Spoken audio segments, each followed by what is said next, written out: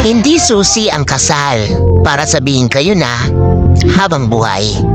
Dahil ang totoo niyan, kahit batas, walang magagawa kung hindi talaga sila itinadhana sa isa't isa. Ang kasal ay hindi pang habang buhay na katunayan para maangkin ang isang nilalang.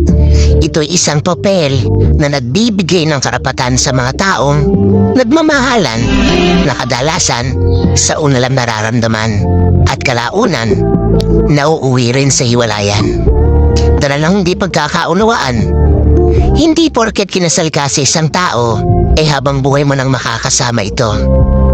Dahil kung minsan, isa lang pala siya sa magiging daan para makilala niya ang talagang taong nakatadhana para sa kanya.